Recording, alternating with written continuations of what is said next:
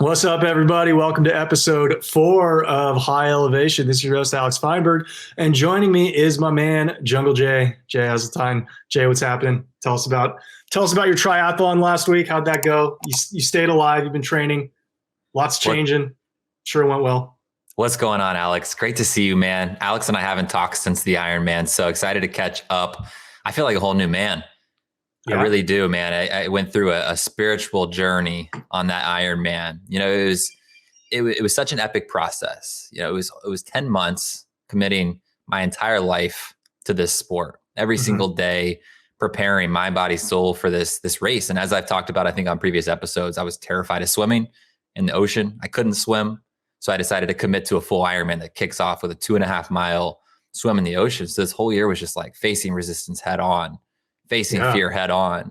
And so I'll kind of just run you through a quick overview of it. So I arrived in Florida on Sunday, and it was a really, really stormy, dark day when we got there Sunday night. And I had a condo right on the ocean, on the beach. So I look out over the ocean from the balcony, and the ocean's just roaring, dude, just massive waves coming in. And I'm like, here we go. Like, this is it, man. Like, this is what I worked my ass off for all year. And so throughout the entire week, you know, I just spent so much time visualizing and breathing and just preparing for this moment. And it all finally came to fruition Saturday morning. You know, Zach, Donatelli, Adam, all of us meet up at the beach. And it was just so surreal. You know, it's something we had talked about for so long.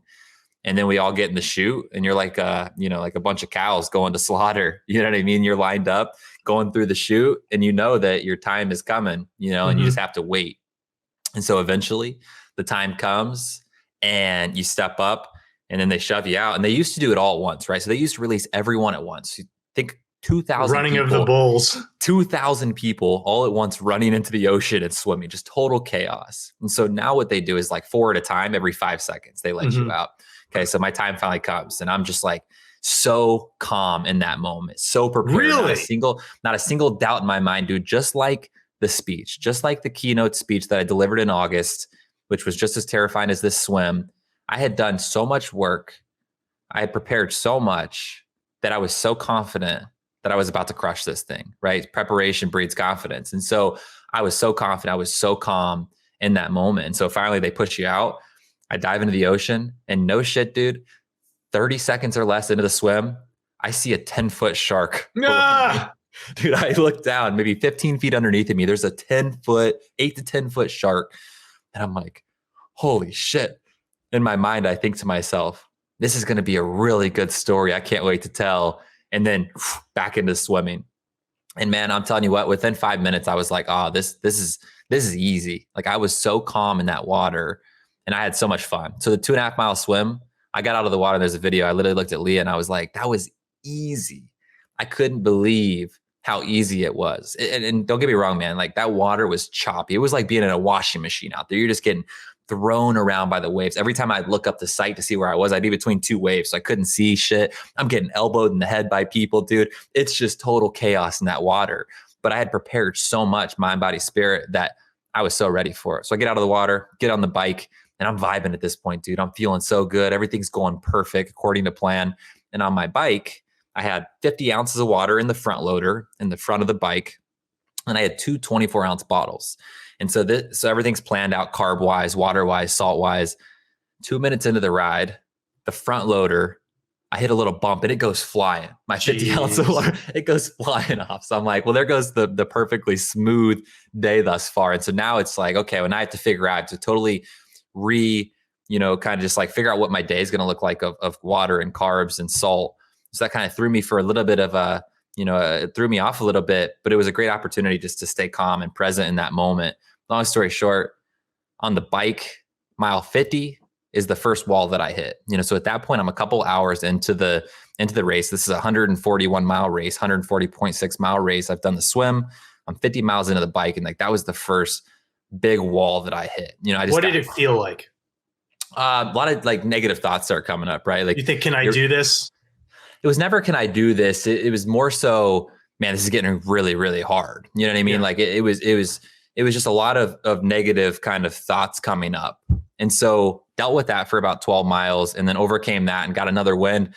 crush the rest of the bike, finish the bike strong, and then the marathon, right? And so going into this, I had never run more than 14 miles ever at a time. And in this training this year, I never ran more than 10 miles because, as you guys know, I blew my knee out 2.5 years ago. So I couldn't run a lot this year. I just wasn't healthy enough. And so the marathon was a big concern of mine because my leg had been giving me a lot of issues. I stopped running about 3 weeks before the race just to heal it up as much as I could. And so I knew that going into the run, like, this is going to be a beast, man. Like, this is going to be really, really challenging. And so first mile, I go out like a banshee, dude. I'm running like 8 minutes. The first mile, so much adrenaline, dude. Like, I couldn't slow myself down. You know what I mean? But you could on the swim.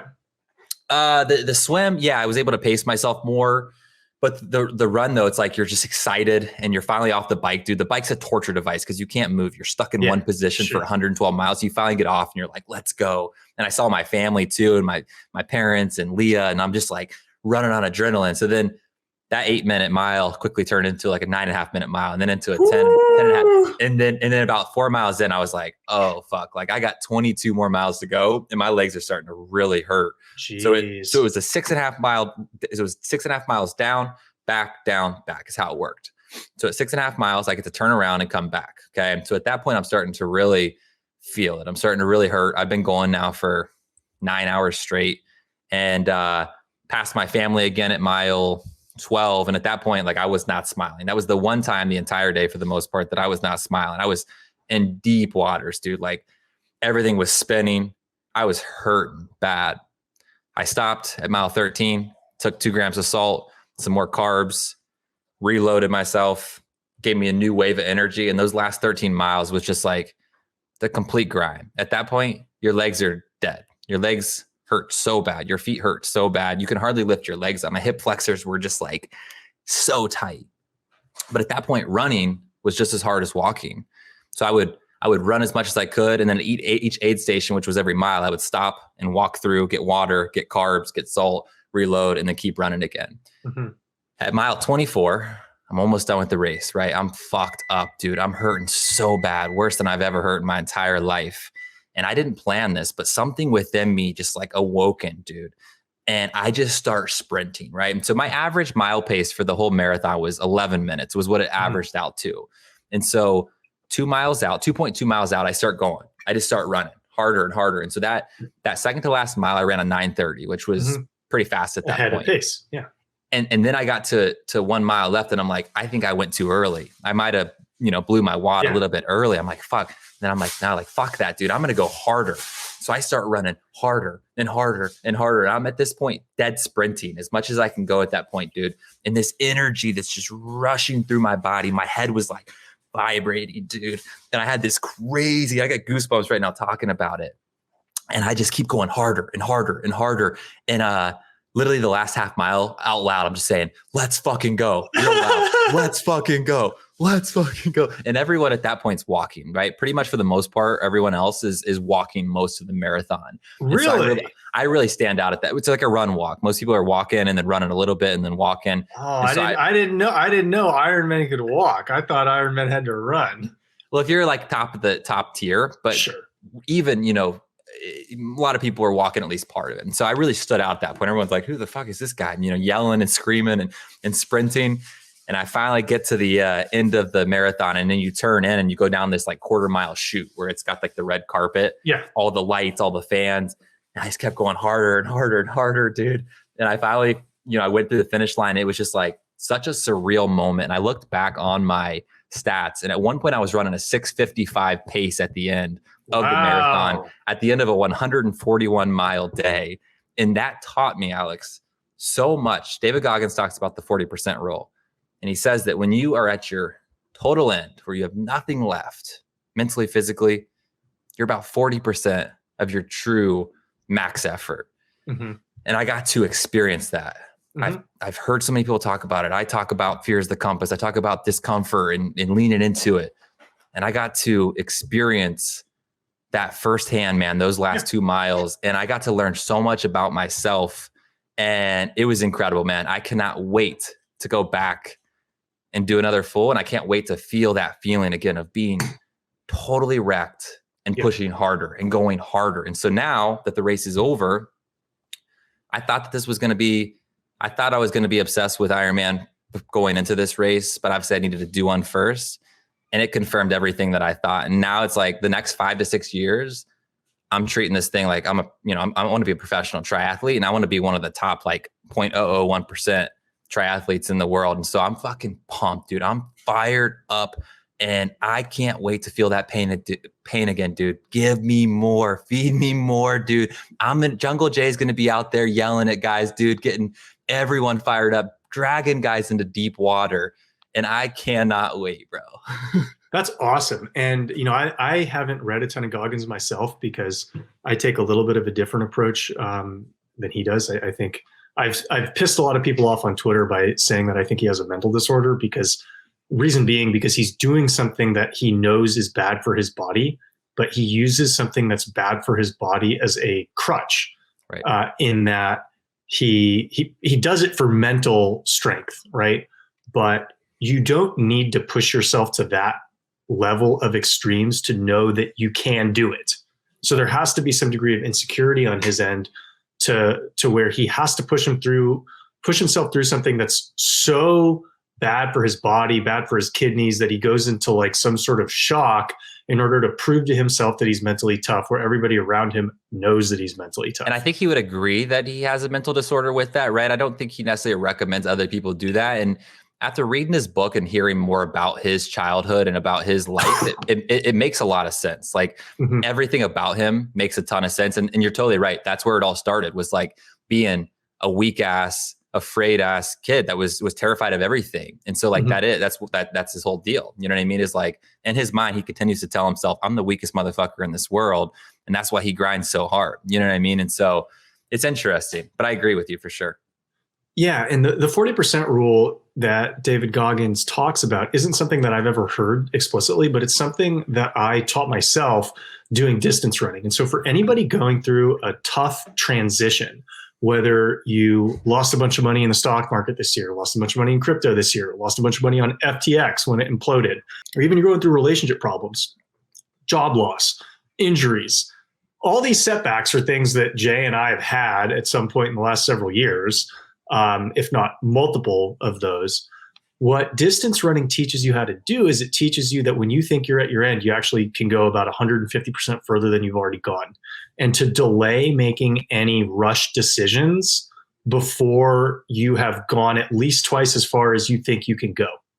So if you're at your limit, go as far as you've already gone before quitting, and you'll find like 90% of the time that challenging thing has gone away. It's the only way you're going to really truly learn your power, right? By going to the total end of your abilities, and then being able to push a little bit further. That's like the plant medicine work we do too. You know what I mean? Sit in a sweat lodge for 4 hours. Oh, I didn't know it was that long. Oh, it's 4 hours long, man. And you find out that you're capable of a lot more than you think. Mm-hmm. And that's one thing that really limits a lot of people, especially when they're going through new endeavors. Like we talk about this. I talk about this with anybody I mentor on the business side, especially like aspiring entrepreneurs. They want to be successful. They want to break away from their corporate job. And what every entrepreneur goes through your first 90 to 180 days is you try really hard and there's not really any benefit from it. And so that's when most people quit, because obviously, why would you keep going if you try really hard for 90 to 180 days and nothing good happens? But what distance running, what adversity training teaches you how to do is it teaches you that you have more in the tank than you realize. And so if you just push yourself twice as hard as you think you can, a lot of good things end up happening in, the next 40% after the first 40%. Yeah, let's transition that into transitions. You mentioned transitions before. I love that topic, man. And you mentioned, obviously I got into Ironman because of a huge transition in my life. You talked about, a couple other transitions. So let's go into that topic a little bit. Yeah. So one thing, and I actually released a Twitter video about this a little while ago before we started recording. The hardest transition in my life was getting done with pro baseball. And the reason it was the hardest transition in my life is if you think about me at 23 years old, I never really had a job outside of baseball. There's been one thing that separated me from everybody that I grew up with. And that was, hey, Alex is a freshman, but he made the varsity team. Hey, Alex is getting recruited by multiple Division I schools. The Stanford coach came to Alex's house. Vanderbilt took Alex on an official visit. And so you feel special for the thing that separates you from the pack. And when that thing is taken away from you or when you give it up, what crutch do you have to lean on that enables you to think, hey, I'm special? Because a lot of times when we go through challenges, we rationalize working through the tough times because we think, well, I'm special because of this, so I can get through it, right? I'm going to get up at 5 o'clock and train because I'm better than everybody else, because I have a baseball scholarship, because I'm a professional athlete, so I can get through it. And so the process of pushing ourselves through adversity reinforces the identity that we have at that time, which makes it that much harder for us to lose that identity. And so when I got done with playing pro baseball, I'm wearing a suit to work. Nobody cares that I got drafted by a Major League Baseball team. And it felt like I was naked. And not only did it feel like I was naked, but I no longer had the dopamine spikes that playing in front of thousands of people and doing something well gave me. So I went through a multi-month period of what I came to realize was withdrawal, was depression, because I had dopamine withdrawal. Nothing in my life could compare to making a diving catch in front of 4,000 people. Like, oh, great, you made a nice Excel spreadsheet. So I felt depressed and I needed meaning in my life. And I think a lot of people, when they go through these transitions, if they can't find meaning quickly, they end up finding meaning in drugs, finding meaning in bad habits. And it's probably because there's just not that many good resources around how to properly transition. Most of the resources just say, hey, that you got to turn the page. That chapter's over. Get over it. It's like, that's true, but there's very specific tools you can take to transition. And the things that helped me the most, having a structured schedule, knowing I was training every morning, right? Knowing I was going to church every Sunday, which I did when I was in Hong Kong, because it gave me structure.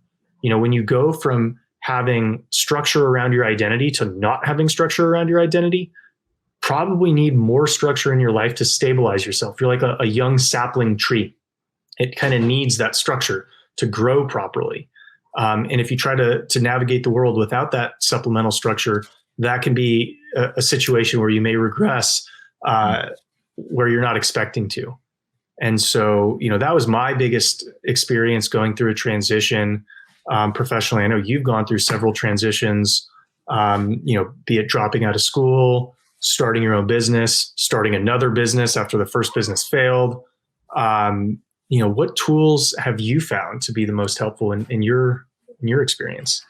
So I think you hit the nail on the head there, Alex. You know, you mentioned you got to fill that void, right? You got to find something new to fill that void. And I think like the most extreme ends of that transition, you mentioned athletics, right? Like professional athletes seem to really struggle with that. And you see a lot of professional athletes, they retire and then they get fat and they get out of shape. And it's just like, what happened to this guy? You know what I mean? They didn't fill that void with anything else. You see it a lot in MMA, right? In UFC fighters. And it's really sad for a lot of those guys because they're dealing with a lot of head trauma too.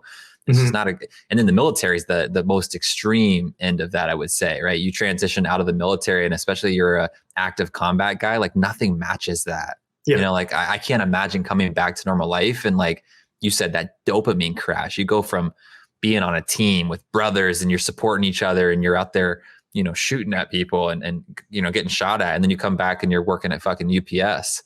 Yeah, it's like, that's a tough transition. Well, and the hardest part about transitioning from a super alpha environment to a less alpha environment is seeing your peers in the less alpha environment get promoted over you due to traits that they have that would be completely off limits in your prior environment. So I think this happens with athletes. I think this happens with military people. They get into a working position.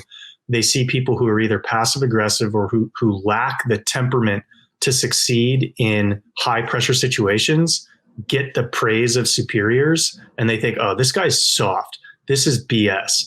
Why am I being overlooked for this guy? This guy couldn't walk a mile in my shoes. What they fail to realize is we're playing a different game. And if you try to play the UPS promotion game by the rules that existed in Fallujah, you're probably going to lose.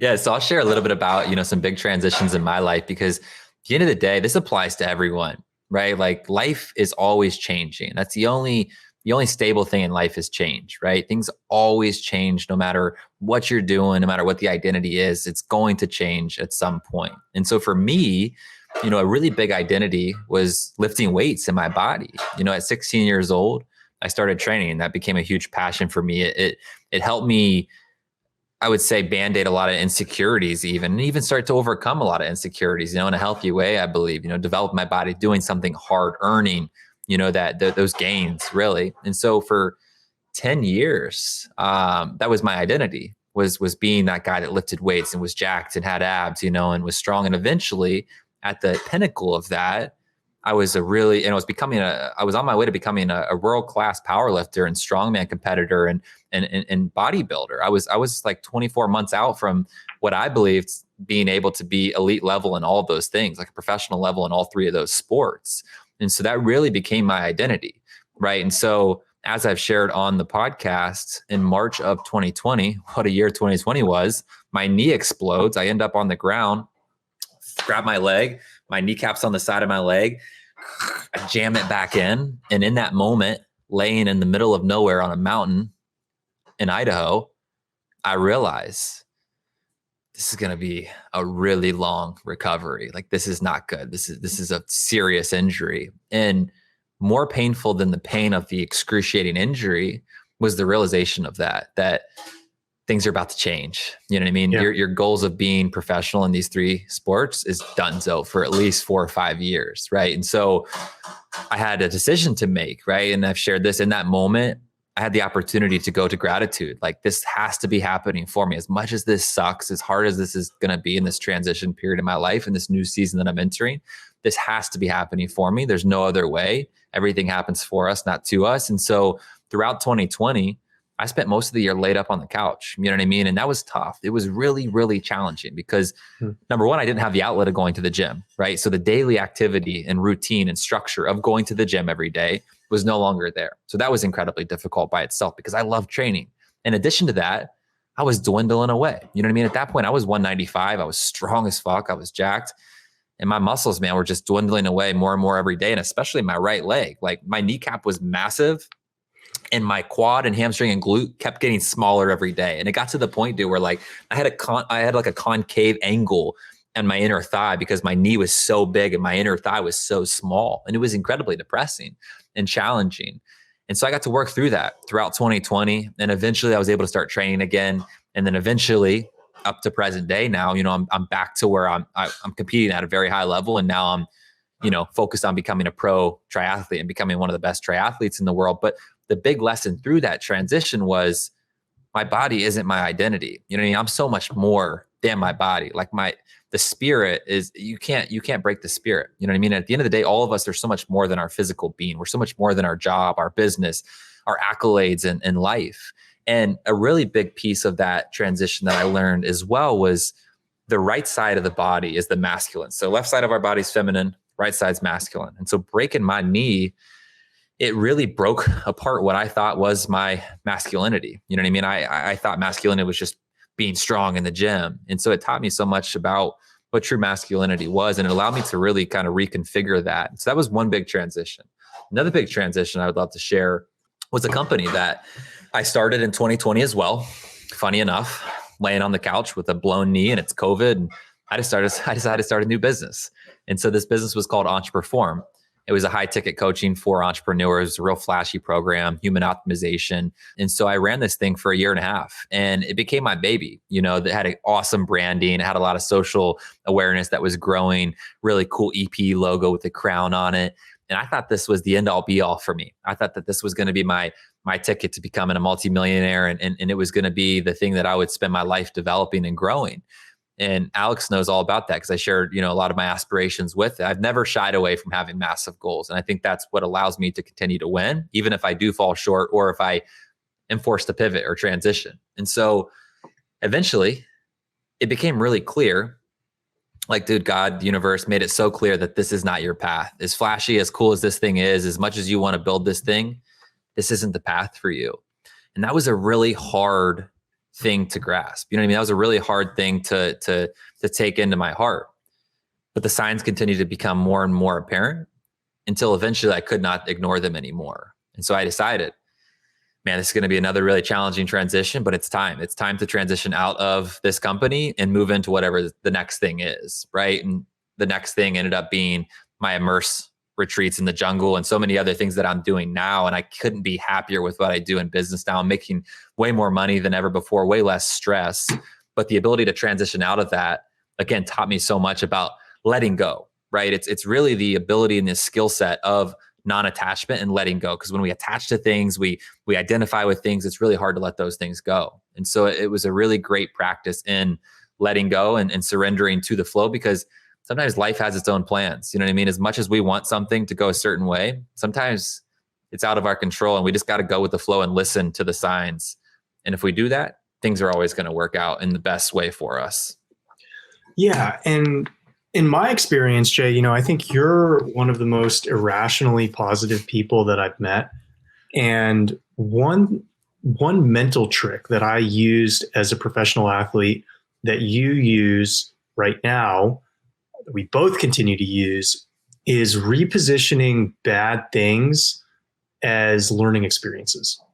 Because you can very easily take a bad experience and say, this is terrible. But what happens when you think this is terrible is then your mind gets stuck in a negative downward spiral. And the next action you take is likely going to compound the negative spiral. And the next action you take after that is also likely to compound that negative spiral. And so what I have found in my athletic experience, business experience, life experience, and what I think you found as well, is that the quicker you can change a negative into a positive. It's like the quicker you can turn a double play in baseball, the better the shortstop you are. The quicker you can change a negative thing into a positive thing in your mind, the more successful you're going to be. Yeah, and I've gotten to experience that again, to go back to the triathlon training. It's the same thing. Triathlon, sports in general are really a microcosm for life. And so that positive self-talk is so important, because I go back to the first 100-mile bike ride that I ever did. It was all at elevation, 45 to 1,600 feet elevation. We climbed like 6,000 feet that day. It was the first time I'd ever really pushed. And I got fucking broken out there. And one thing I recognized was I got broken because I allowed my mind to get away from me, right? I allowed those negative thoughts to get really loud and overtake my mind. And like you said, it becomes this negative feedback loop, and the thoughts get louder and louder and louder. And so going into this Ironman, so many people, man, they told me, this is going to be so hard. It's going to be so hard. It's going to be so hard. I went into it with the mindset, I don't care how bad it hurts, how painful it is. I'm going to have fun. I'm going to enjoy it. And so the whole day, man, I was saying to myself out there, I had a whole kind of, cycle of positive thoughts that I would tell myself. But one little slogan I would keep going back to, you'll enjoy this. I kept saying, easy day for Jungle J, easy day for Jungle J. The whole day I kept repeating that out loud. And wouldn't you know it, it turned out to be an easy day, right? So like I could have gone through the same race with a much less positive mindset, experienced the same pain, experienced the same resistance, and it would have been a much harder, more difficult, less enjoyable day. But I had the mindset, easy day for Jungle J, and it turned out to be an easy day for Jungle J. That's awesome. Yeah, bro. So that's a big thing. And I think if there's one takeaway that our listening audience can have from this, is every time something bad happens, see how quickly you can turn it into a positive narrative that you can believe. If you can't believe it, it's worthless. You have to be able to believe it, even if it's mildly disconnected from reality. And so every time something bad happens to you, look at the positive of it and win. All you can do is play the cards that you have right now. So, I was talking to my girlfriend about something that happened like 6 weeks ago. She's like, I wish I did this. I wish I did that. I'm like, why are you even thinking about that? That was 6 weeks ago. We can't do anything about that. All we can do is like what we're doing right now. And so I think sports really teaches you that living in the past keeps you stuck, and it won't allow you to grow. And so the quicker you can change a negative into a positive in your mind, the more likely you are to take positive steps forward and secure your next victory. Yeah, I think as cliche as it is, everything just is, right? Like we attach meaning to things in life. As hippie, as cliche as that is, it's true. And so many times, and I know I'm guilty of it as well, we spend so much time, like you said, thinking about the past, like, man, I wish I would have done this differently. I wish I would have done that differently. We're thinking about the future and how we hope it doesn't go this way or that way. and we're never in the present moment, right? And so our energy, we're always giving our power away, right? When we're not in the present moment, our power is just being given away to the future and to the past. But when we can just come to the present moment, trust that everything has happened up until this point exactly the way it's supposed to, and it will continue to do so, and we just stay here in this moment, man, life is so much better, and we have so much more of our power within us to respond than when things do come up, right? Mm-hmm. So spot on, man. Yeah, that's awesome. I think this was a pretty good, short, direct episode 4. Should we wrap it up? I was hoping we'd do 30 minutes because I'm telling you what, Alex, I'm still fried from that race, dude. Like my brain is so foggy still, man. I'm hurting still. So I'm totally cool with 30 minutes. Let's do it. Get your bone broth, get your nap. It'll probably take you another 2 or 3 weeks to feel like you actually have an easy day for Jungle Jay. Yeah, every day's easy day, baby. So thank you very much, sir. Thank you for tuning in, and watch this twice to make sure you ingest everything. We'll catch you on the next episode. Peace out.